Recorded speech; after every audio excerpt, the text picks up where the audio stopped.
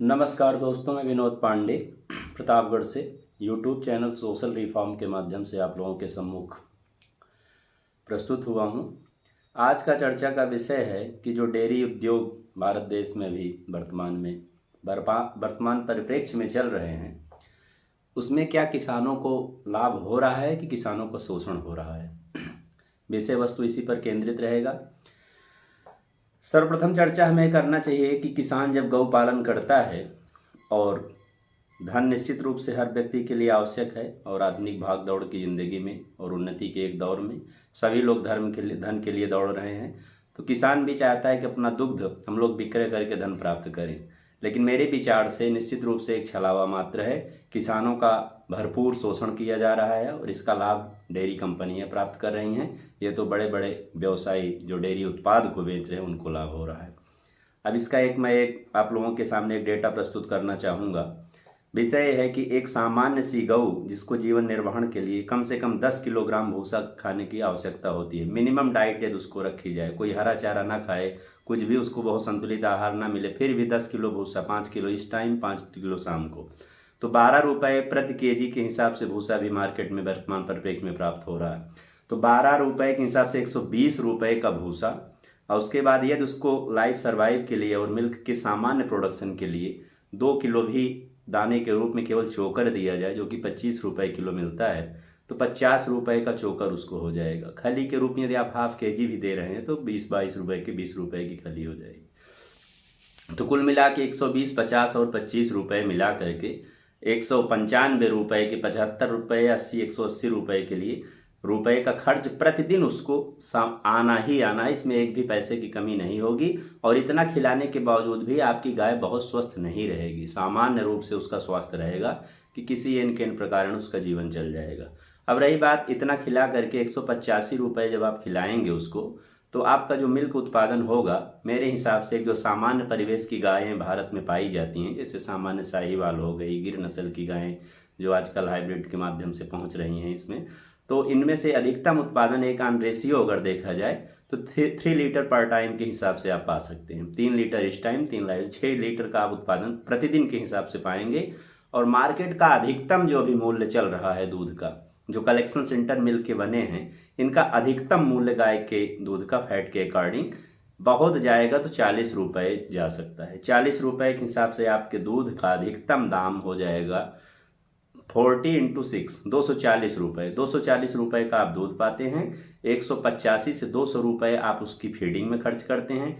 यदि आप अपने समय का और गाय के जीवन का जो रिस्क है, गाय ऐसा तो है नहीं कि गाय कोई मशीन है और एक बार आपने ले लिया और 180-90 रुपये की फीडिंग दी और 6 लीटर के हिसाब से आपको अनवरत देती रहेगी। वो उसकी भी लाइफ एक्सपेक्टेंसी है, वो जितना खाएगी 2 बार 4 बार दूध उत्पादन करेगी, बीमार हो जाएगी कभी और कुछ दिन दूध नहीं भी देगी। तो इन सब को देखते हुए उसका उत्पादन और उसकी लागत लगभग इक्वल होती है। अब रही बात, इसमें किसानों के मुनाफा का एक बहुत भारी प्रोपोगंडा फैलाया जाता है कि डेयरी उत्पादन कर ले, गौ पालन कर ले, ऐसा कर ले, किसान को बड़ा फायदा हो जाएगा।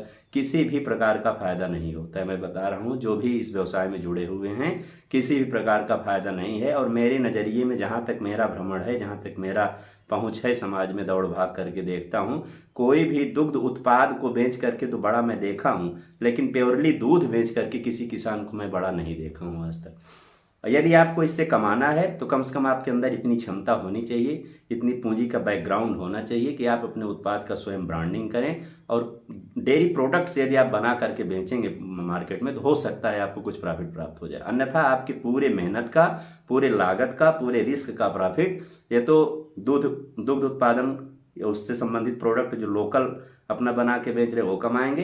ये तो भारत में जो बड़ी बड़ी कंपनियां एस्टेब्लिश हैं, रातों रात धन को दुगना करके वो कमा रही हैं। कैसे कमा रही हैं? 40 रुपये में आपने दूध बेच दिया, जो कि एक सुपर क्वालिटी का होता है, क्योंकि फैट बढ़ाने के हिसाब से कोई दूध में पानी मिला के नहीं ले जाए, क्योंकि उसको पता है कि ज़्यादा से ज़्यादा फैट, ज़्यादा से ज़्यादा दाम। तो अपना प्योर दूध ले गया, 40 रुपये हुआ। उसके बाद जब कंपनी के कलेक्शन सेंटर के माध्यम से होकर के कंपनी में गया, वही दूध पास्चुराइज्ड होकर के उसमें नाना प्रकार के केमिकल या उसके आयतन को, वैल्यूम को बढ़ा करके आपको मार्केट में 62 से लेकर के 68 रुपये प्रति लीटर का दूध आपको मार्केट में सुबह मिल जाएगा। अर्थात कंपनी ने अपने उस 40 रुपये को रातों रात कम से कम 60% मुनाफे में कन्वर्ट कर दिया। 60% मुनाफा एक दिन में। एक दिन में 60%। अब सोचिए कि वो मुनाफा कहाँ जाता है। अब उसके बाद भी यदि वो कंपनियां कुछ अच्छा काम करती हों, कुछ ऐसी संस्थाएं जो कि गऊओं के लिए कुछ कर रही होती, तब तो माना जाता है चलिए आपने प्रॉफिट लिया और अन्य गायों के लिए आप कुछ कर भी रहे हैं। कुछ भी नहीं करती हैं। जो लावारिस गऊएं दूध दे दे करके वृद्धा हो गई हैं, उनको एक तिनका देने के लिए किसी कंपनी के पास कोई ऐसी व्यवस्था नहीं है।